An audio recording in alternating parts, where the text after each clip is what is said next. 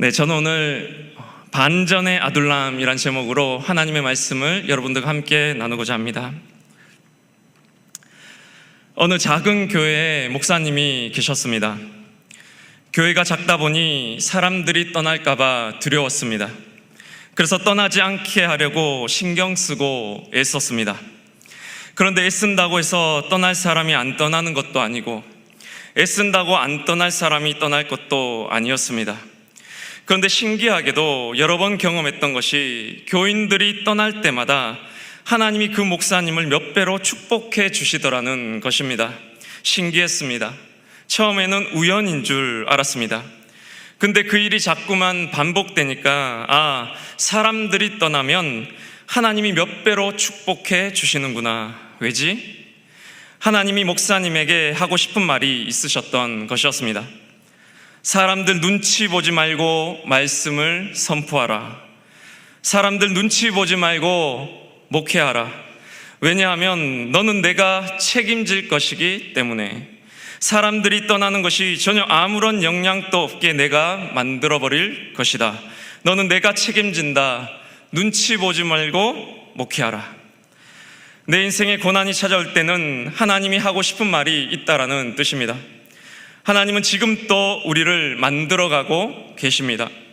하나님은 지금 또 우리 한 사람에게 관심을 갖고 계시며 우리를 변화시키고 성장시키기를 원하고 계십니다. 그래서 때때로 우리를 광야길로 몰고 가실 때가 있다라는 것입니다. 우리 인생에 찾아오는 광야는 그냥 오는 것이 아닙니다. 어떠한 목적을 갖고 찾아옵니다. 고통과 시련이 없이도 세상에서 성공하는 이들이 있습니다. 그러나 고통과 시련 없이 성숙해지는 법은 없습니다. 인생의 목표가 성공이라면 광야는 불필요한 것이겠지만, 인생의 목표가 성숙에 있다라고 한다면 이 광야는 우리들에게 필수 과목이 되기 때문입니다. 하나님은 출애굽한 이스라엘을 40년 동안이나 광야길로 보냈습니다. 그리고 그 이유를 신명기 8장에서 설명하기를, 내 하나님 여호와께서 이 40년 동안 내게 광야길로 걷게 하신 것을 기억하라. 그 이유는 너를 낮추시며 시험하사, 한마디로 너를 시험받다라는 뜻이 있습니다. 여기서 사용된 시험이라는 단어는 우리가 시험 들었어 라고 할 때 유혹하다라는 의미가 아니라 테스트, 즉 중간고사를 받다라는 뜻입니다. 우리가 학교에서 시험을 보는 근본적인 이유가 무엇이겠습니까? 바로 실력 성장입니다. 괴롭히려고 시험을 보는 것이 아닙니다. 중간고사를 통해 그동안 내가 배워왔던 것을 내 것으로 만들어가기 위해서, 그의 실력을 성장시키는데 시험의 목적이 있다라는 것입니다. 너를 성장시키기 위해서 내가 이스라엘을 광야로 보냈다라는 말씀입니다. 이 말씀을 공동 번역으로 보면 이렇습니다.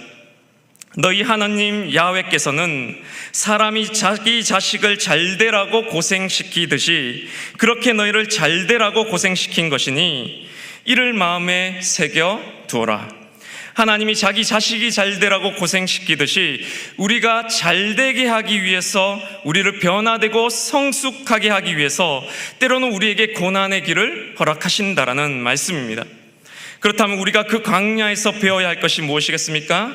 이하 9절에 보면, 사람이 떡으로만 사는 것이 아니요 여호와의 입에서 나오는 모든 말씀으로 사는 줄을 네가 알게 하여 하심이니라.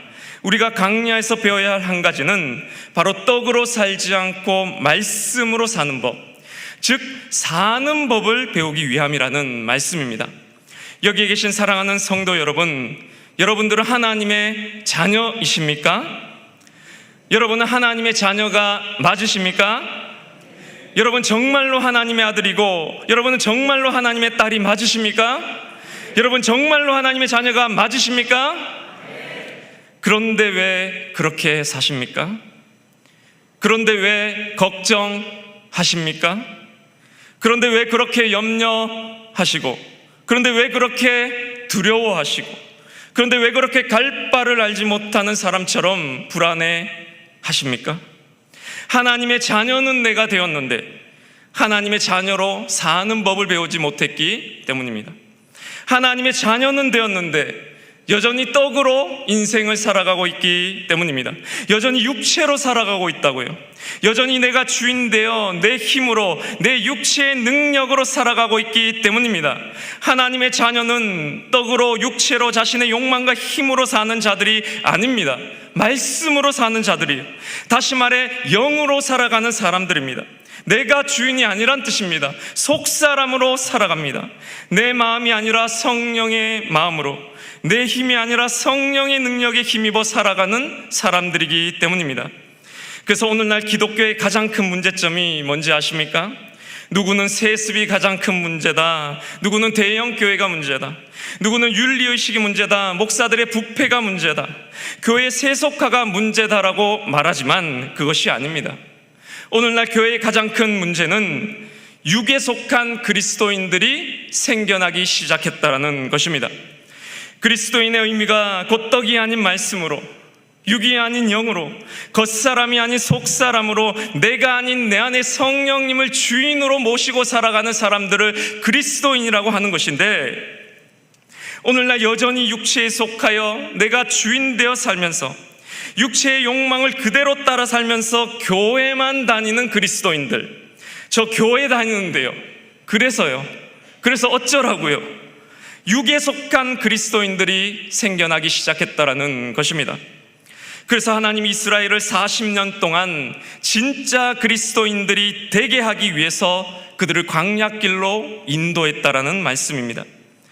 저는 그동안 교회를 참 많이 옮겨 다녔습니다. 한 교회에 저는 오래 있는 편이 아닙니다. 계속해서 옮겨 다녔습니다. 저는 그리스도인은 나그네라고 생각하거든요. 저는 이 땅의 정주민이 아니라 나그네처럼 살고 싶습니다. 저는 내 본질인 이 영이 이 육체의 옷을 입고 잠깐 빌려 입고 살아가는 지구별 여행자처럼 살다 떠나는 것이 저의 꿈입니다. 어느 교회를 가도 제가 할 몫을 감당하다가 하나님의 사인이 오면 거침없이 떠나기를 반복했습니다. 교회에 제가 잘 보여서 뭐라도 얻어볼 생각하지 않았습니다. 언제든지 떠날 준비를 하고 사역을 해왔습니다.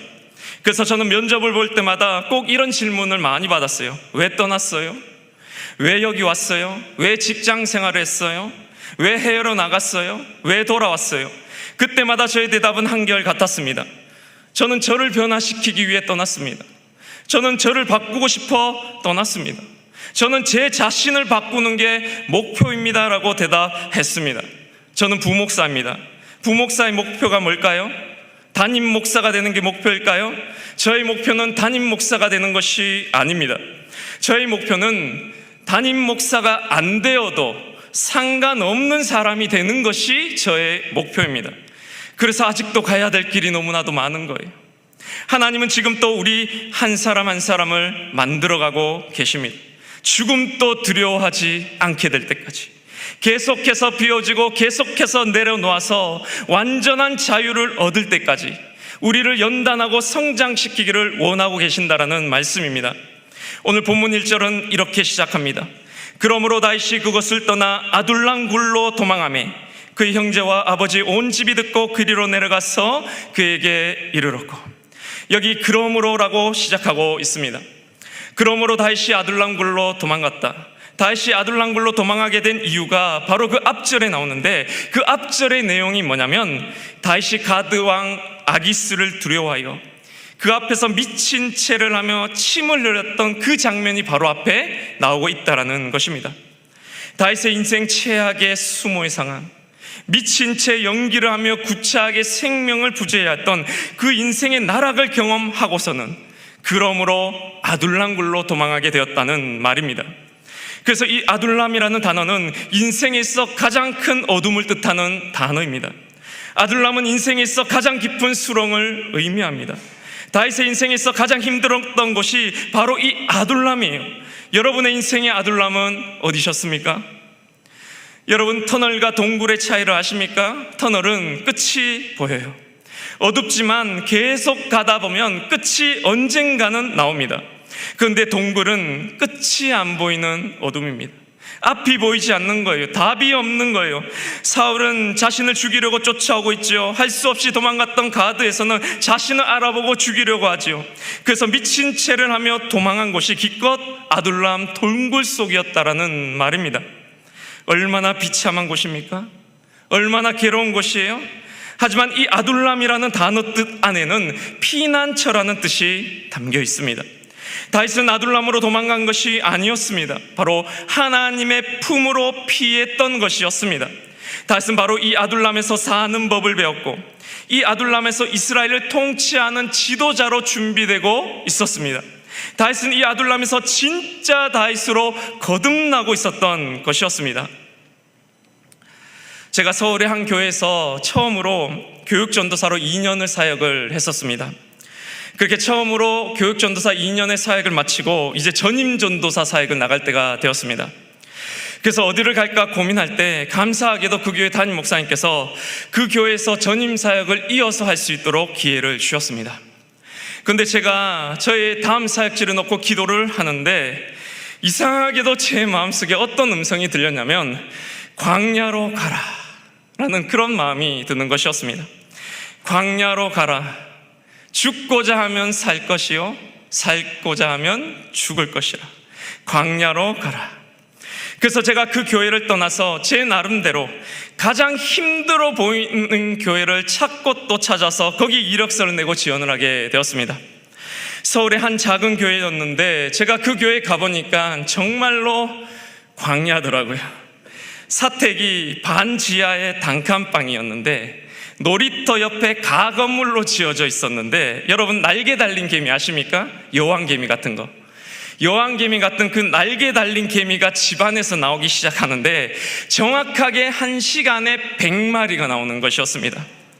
그래서 집 사방에서 툭툭툭 거리면서 떨어지고 날아다니기를 시작하는데 가만히 있다 보면 머리에 툭 하고 떨어지고 자다 보면 얼굴에 툭 하고 떨어지면서 사방에서 나오는 것이었습니다.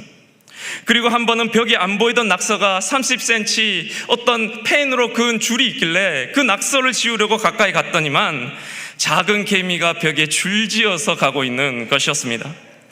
옆에는 갓 돌 지난 아들은 수시로 알러지성 쇼크로 쓰러져 서울에 있는 거의 모든 대학병원을 다 입원했을 정도로 아팠습니다. 사역은 또 얼마나 빡센지 하루에 노방전도를 매일 6시간씩을 했습니다. 노방전도를 한두 시간 하면 됐지 하루에 매일 6시간씩을 하면서 나중에는 내가 전봇대인지 전봇대가 나인지도 모를 만큼 그렇게 노방전도를 하고 매일 새벽 4시에 일어나서 새벽 차량 운행을 하고, 그리고 보통 담임 목사님이 새벽에 설교를 한 주간을 하면 그 다음 한 주는 저보고 다 하라는 거예요. 초보 전도사들이 여러분 일주일에 설교 한 편 준비하면 그것도 힘들거든요. 그런데 이제 갓 사역을 시작한 전도사가 일주일씩 새벽 설교를 하려고 하니 하루하루가 너무나도 힘든 것이었습니다. 제가 거기서 무너졌습니다.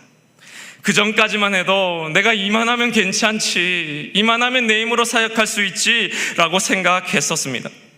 근데 그 광야에서 되는 건 없지, 상황은 힘들지, 내 몸은 나약하지, 날마다 무너지는 저의 나약함을 그곳에서 경험하면서 거기서 저의 모든 껍데기 신앙이 무너져 버렸습니다. 마치 병원에서 아픈 사람이 화장하고 있는 사람이 없는 것처럼 저 나름의 고통 속에서 저희 가식적이고 율법적이었던 신앙의 모습들이 조금씩 벗겨지면서 솔직히 하나님과 대면하는 법을 배우기 시작했던 것이었습니다. 제가 그때 거기서 일기를 썼는데 이렇게 일기를 썼습니다. 일기, 여기 광야 맞다. 매일 6시간씩 노방전도를 하고 새벽 운전을 하고 집에 벌레가 나오고 준경이가 아파서 광야가 아니라 주님을 내가 한시라도 놓칠 때면, 주님께 향한 내 시선이 잠시라도 흐트러질 때면 이내 내가 길을 잃어버리는 곳이라서 광야다. 여기 광야 맞다. 힘들어서 광야가 아니라 주님을 내가 한시라도 놓칠 때면 길을 잃어버리는 곳이라서 광야다. 여기 광야 맞다. 여러분 아멘이십니까? 광야가 왜 광야인지 아십니까? 광야는 길이 없거든요.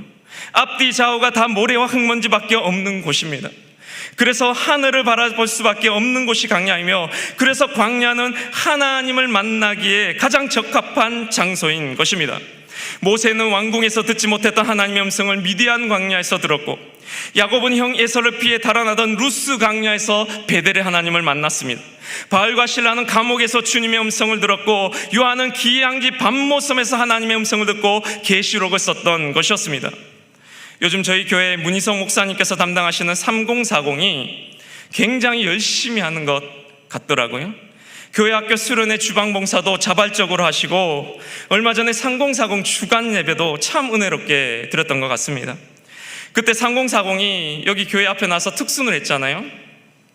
제가 어떤 곡을 선곡했을까를 궁금하게 생각하면서 들어봤는데, 그 곡이 어떤 곡을 불렀는지 여러분 기억하십니까? 광야를 지나며라는 곡을 불렀습니다. 제가 그 광야를 지나며 그 첫 소절을 딱 듣는 순간 그들의 그것을 불렀던 3040의 마음이 저에게 탁 하고 느껴지는 것이었습니다. 아이를 돌보며 어린 아기들을 키우고 육아를 하면서 또 바쁘게 직장 생활하면서 얼마나 힘이 들었을까. 또 그 주간 예배 때 안내한다고 3040 안내하는 사람들이 저희 영접팀 자리에 모였는데, 아니 영접할 사람만 온 게 아니라 다 애들을 주렁주렁 한 명씩 데리고 오는 거예요. 애기를 업고 오고 애들을 데리고 와가지고, 그래서 그날 영접팀 방이 혼돈으로 가득 차서 정신이 없었습니다. 얼마나 힘든 시기입니까? 크리스천의 신앙생활 가운데 가장 신앙이 떨어지고 침체되는 순간이 바로 이 3040 때라고 하더라고요. 예배 한번 제대로 속 시원하게 드려보지 못하고, 아이 없이 한번 은혜롭게 예배 드려보고 싶은데 그것도 한번 드리지 못하는 시기이기 때문입니다. 그런데도 어떻게든 살아보려고 모임을 기획하고 어떻게든 살아보려고 나와서 특송을 하는데, 하필 그 곡도 이름하여 광야를 지나며, 그 찬양을 들으면서 여기는 광야다, 여기는 힘들다, 여기는 아프다로 저에게 들려오는 것이 아니라 저에게는 어떻게 들려냐면, 여기는 광야다, 그런데 주님을 찾아야 돼. 여기는 광야인데 나는 주님이 정말로 필요해. 여기는 광야인데 나는 주님 없으면 정말로 안 돼. 여기는 광야지만 어떻게 해서라도 주님을 찾아야 해라고 저에게 들려지는 것만 같았습니다. 맞습니다. 광야는 단순히 힘든 곳이 아닙니다. 하나님이 정말로 필요한 곳이고 정말로 하나님만 보이는 곳이며 정말로 하나님 손 놓고는 단 하루도 살 수 없는 곳이 광야이기 때문입니다. 오늘 본문의 다윗도 바로 이 인생의 가장 어두운 곳이었던 아둘람에서 무엇을 했겠습니까? 다윗이 이 굴에서 가만히 아파하고 슬퍼하고 여기는 광야다, 힘들다고 말만 하고 있었겠습니까? 그렇지 않았습니다. 다윗은 이 아둘람에서 주님을 찾았던 것이었습니다. 주님께 간절히 기도를 했습니다. 시편 142편에 보면 표제어가 뭐라고 붙여져 있냐면, 다윗이 굴에 있을 때 지은 맞쓰길 곧 기도라고 표제어가 되어 있습니다. 다윗이 굴에서 쓴 시편인데 바로 이렇게 시작하고 있습니다. 내가 소리내어 여호와께 부르짖으며 소리내어 여호와께 간구하는도다.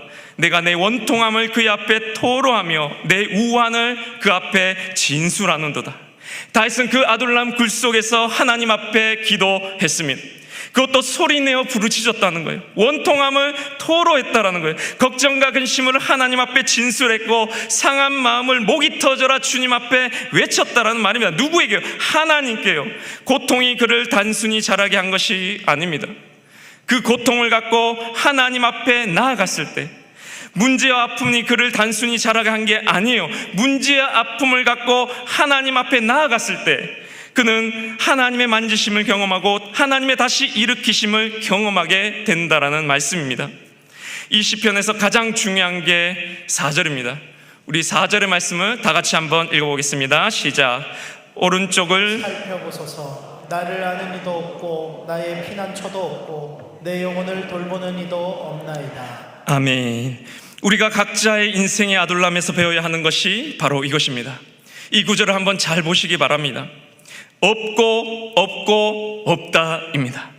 아는 이도 없고 돕는 이도 없고 피난처도 없고 의지할 사람도 없고 돈도 없고 능력도 없고 이겨낼 힘도 없고 아무것도 없다입니다.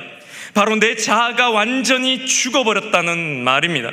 내 자아가 십자가에 못 박혀 없어지는 시간이 되었다라는 뜻입니다.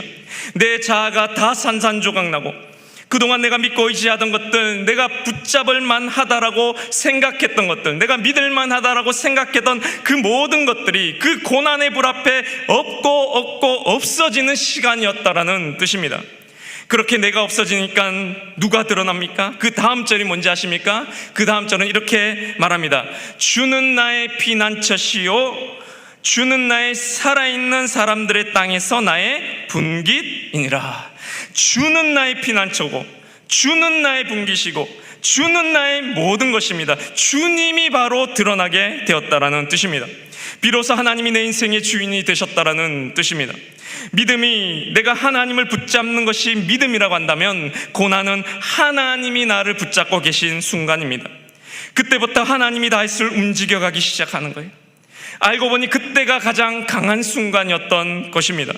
다윗의 삶에 있어 가장 강한 순간은 골리앗 앞에 서서 골리앗을 쓰러뜨렸던 그때가 아니라는 것입니다. 지금 이 아둘람굴에서 아무것도 없고의 상태가 되었을 바로 이때였습니다. 그 없고가 하나님을 찾고 바라봄을 인해서 있고 있습니다로의 대반전이 이루어지게 된 순간이었기 때문입니다. 저는 이런 체험을 참 많이 했습니다. 특별히 제가 해외에 있을 때, 처음에 정착할 때 그 중고차 때문에 굉장히 고생을 많이 했었습니다. 거기는 땅이 넓어서 차가 없으면 생활을 아예 못하거든요. 처음에 낯선 땅에 가서 아는 것도 없지, 영어도 못하지, 말은 안 통하지, 다 부탁을 하고 사람들의 도움을 받으면서 통장도 개설하고 보험도 하고 힘들게 중고차를 구입했습니다. 그런데 그 중고차가 계속해서 말썽을 부리는 거예요. 누가 와서 가만히 있는 차를 박지를 않나, 잔 고장이 나기도 하고, 내가 이 타지에 와서 이제 이렇게 적응 한번 해보려고 열심히 노력을 하는데 좀처럼 이 차가 나를 도와주지 않는 것이었습니다. 그러다 어느 날 제 아내가 교회로 차를 몰고 오는데 결국에 그 차가 중간에 멈춰 섰습니다. 그러면서 차에서 연기가 막 솟아오르기 시작하는데 지금도 제가 그 장면이 너무나 생생합니다. 제가 그 광경을 저 멀리서 그 막 연기가 막 타오르고 있는 그 차를 멀리서 딱 하고 보면서 제가 그동안 믿고 의지하던 것들을 탁 하고 내려놓게 되었습니다. 잘하지도 못할 거면서, 내가 그렇게 몸에 힘을 주고 내가 그렇게 발버둥을 치고 애쓰고 있던 제 자신을 그 타오르는 그 차를 보면서 제가 탁 하고는 두 손 두 발 다 내려놓게 되었습니다. 그러면서 제 안에 드는 생각이 에라이 그냥 폭발해버려라, 에라이 그냥 터져버려라, 에라이 될 대로 돼버려라 라는 생각이 들면서 마침내 어찌되어도 주님 상관없습니다. 살든지 죽든지 저는 주님의 것입니다. 주님, 제가 제 겁니까? 주님, 저는 주님 거잖아요. 마음대로 하세요. 오직 주의 뜻이 내 삶 가운데 이루어지면 됩니다. 마음대로 될 대로 하십시오. 터져버려라, 폭발해버려라 라며 완전히 제 자신을 내려놓게 되었습니다. 그런데 놀랍게도 이때부터 일이 되기 시작하는 거예요. 이때부터 모든 것들이 풀려지기 시작했습니다. 저는 이 진리를 발견하고서는 오랫동안 제 몸을 도구 삼아 진리 실험을 해왔습니다. 지난 8년 동안 이 진리를 나누는 제자 훈련을 쉬지 않고 꾸준히 해왔습니다. 그리고 이제 저는 확신하고 있습니다. 저 공중에 나는 새와 들에 피는 백합화와 같은 새로운 삶의 방식, 새로운 삶의 길이 있구나. 정말로 저 공중에 나는 새와 들에 피는 백합화와 같이 살 수 있는 길이 있다라고 저는 확신하게 되었습니다. 너희는 무엇을 먹을까, 무엇을 마실까, 무엇을 입을까 염려하지 말라. 이는 이방인들이나 하는 것이라. 저 공중에 나는 새를 보라, 들에 피는 백합화를 보라. 오늘 있다가 내일 아궁이에 던져질 저 들불도 하나님이 먹이시거늘 하물며 너희일까 보냐 믿음이 적은 자들아. 그런즉 너희는 먼저 그의 나라와 그의 의를 구하라. 그리하면 이 모든 것을 너희에게 더하시리라. 파도의 물거품 같던 인생이 힘을 빼고 내려놓으니까 바다가 되는 거예요. 그때 모든 것이 더해지게 되는 예수님이 우리들의 인생 가운데 그토록 알려주고 싶어 하셨던 그 새로운 삶의 길이 있음을 깨닫게 된 것입니다. 바둑판에 줄을 지어버렸더니 어딜 놔도 되는 거예요. 놓는 족족 온통 다 길이 되어버리는 그런 삶이 있음을 알게 된 것이었습니다. 다윗이 아둘람 굴에서 배웠던 것이 바로 이것입니다. 내가 주인이 아니었던 거예요. 여러분, 내가 내 인생의 주인이 아니었던 거예요. 여러분, 착각하지 마시기 바랍니다. 내가 내 인생의 주인이 아니라고요. 내가 내 인생을 만들어가는 게 아닙니다. 주도권을 내려놓으세요. 없고 없나이다. 마침내 다윗이 인생의 운전대에서 손을 놓게 되니까 이제 하나님이 다윗을 잡고 가시게 되었다라는 말씀입니다. 여러분, 신앙생활 별거 없습니다. 내가 잘 사는 거 아니에요. 내가 죽는 거예요. 더 나은 나로 사는 거 아니에요. 내가 아닌 나로 사는 거예요. 내가 주인이 된 인생에서 이제 내 안에 하나님이 주인 된 인생으로의 변화되는 것입니다. 왕이 거지가 되고 거지가 왕이 된 이야기라고요. 하나님이 연약한 내 인생 가운데 찾아오셔서 나를 바꾸시고 나를 다스리시며 이제 진짜 나의 주인이 되셔서 나를 통해 하나님의 이야기를 만들어 가시는 놀랍고도 놀라운 이야기인 것입니다. 그러려면 먼저 비워져야 됩니다. 힘이 빠져야 하는 것입니다. 이게 내가 약해지는 게 아니에요. 오히려 강해지는 것임을 믿으실 수 있기를 바랍니다. 그래서 이 아둘람부터는 다윗의 인생이 역전되기 시작합니다. 오늘 2절에 보면 환난당한 모든 자와 빚진 모든 자와 마음이 원통한 자가 다 그에게로 모여들었고 그는 그들의 우두머리가 되었는데 그와 함께한 자가 400명 가량이었더라. 사람들이 다윗을 찾아오는 거예요. 사람들이 몰려오기 시작합니다. 방금 전까지만 해도 미친 체하며 침을 흘리던 도망자가 이 아둘람 이후로부터는 도망자가 아닙니다. 왕의 신하가 아니에요. 400명을 거느리는 왕으로 한 무리의 우두머리라고 기록합니다. 우두머리로서 살아가게 되는 반전의 장소가 되었다라는 말씀입니다. 여러분, 우리 크리스천들에게는 특권이 있습니다. 그것이 뭐냐면 내가 준비되면 쓰임받게 된다라는 것입니다. 여러분, 이 말은 반대로 내가 준비되지 않으면 쓰임받지 못한다는 뜻이에요. 그런데 내가 하나님 앞에 철저히 훈련받고 내가 하나님과 동행하며 하나님과 함께 살아가며 하나님의 힘을 쓰는 법을 배우게 되면 우리는 반드시 하나님 앞에 쓰임받게 된다라는 사실입니다. 세상 사람들이 걱정하는 것은 나는 준비를 열심히 하는데 나를 뽑아주지 않을까를 걱정합니다. 길이 열리지 않을까를 걱정하고요, 좋은 사람을 만나지 못할까봐 걱정하는 거예요. 나는 실력이 있는데 일이 풀리지 않을까봐를 걱정한다라는 것입니다. 맞습니다. 세상 사람들은 그런 것들 걱정해야 됩니다. 그런데 우리 크리스천들은 내가 준비만 되면 하나님이 사용하신다라는 거예요. 세상 사람들은 누구랑 경쟁해요? 내 옆에 친구들이랑 경쟁하고 사람들이랑 경쟁합니다. 그들을 밟고 올라서야 내가 뽑히기 때문이에요. 그런데 우리는 그렇지 않습니다. 나 자신과의 싸움이에요. 내 욕심과 싸워 이기고 내 탐욕과 이기심과 권력의지와 싸워 이기고 곧 내 자아와 싸우는 거예요. 그래서 하나님 앞에 내가 비워지고 준비되기만 한다면 내 길은 자연스럽게 열리게 되는 것이기 때문입니다. 제가 대학생 때 한 성경 말씀을 읽다가 이 말씀을 읽었습니다. 보라, 내가 광야의 길을 사막의 강을 내어 내 백성 내가 택한 자에게 마시게 하겠다라는 이 말씀을 읽었어요. 내가 사막의 강을 내고 광야의 길을 내어 내가 택한 자에게 마시게 하겠다라는 이 한 구절의 말씀을 읽고부터 저는 그때부터 더 이상 사람들과 경쟁하지 않았습니다. 대학생 때 상대평가잖아요. 그때부터 중간고사를 칠 때 제가 조금이라도 공부한 게 있다면 중요한 내용을 요약해서 친구들에게 나눠주기 시작했습니다. 왜요? 그들이 더 이상 나의 경쟁자가 아닌 거예요. 나만 준비되면 하나님이 나를 반드시 쓰신다라는 그 믿음이 저에게 있었기 때문입니다. 그리고 그 믿음은 지금 또 유효합니다. 내려놓으면 열리게 되고 맡기면 가장 좋은 길로 인도해 주십니다. 상황이 변화되게 될 것입니다. 길들이 열려지게 될 것입니다. 이것을 믿으실 수 있기를 바랍니다. 우리가 할 일은 딱 한 가지예요. 다윗이 굴에서 쓴 또 다른 시편인 57편에 보면 다윗은 딱 한 가지를 결정했다라고 말합니다. 다윗이 그 굴에서 밤새도록 고민하며 뜬 눈으로 새벽을 맞이하면서 마침내 다윗은 딱 한 가지 큰 결정을 내렸다라고 말합니다. 무슨 결정을 내렸을 것 같습니까? 앞으로 어떤 전략을 펼칠까?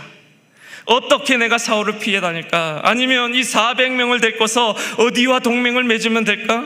어디로 가서 이 400명과 마을을 형성해야 될까?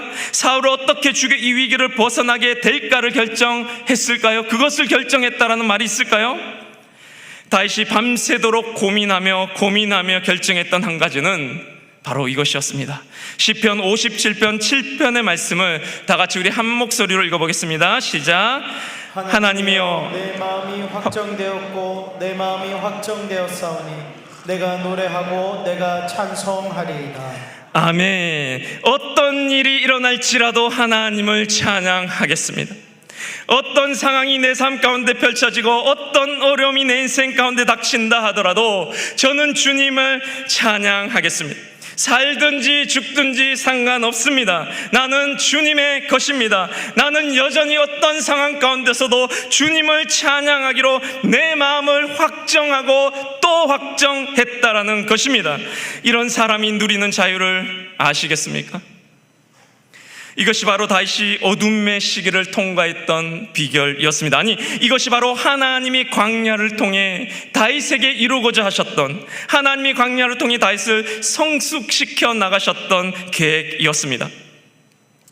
이사야 40장에 보면 너희는 광야의 길을 예비하라 라고 말합니다.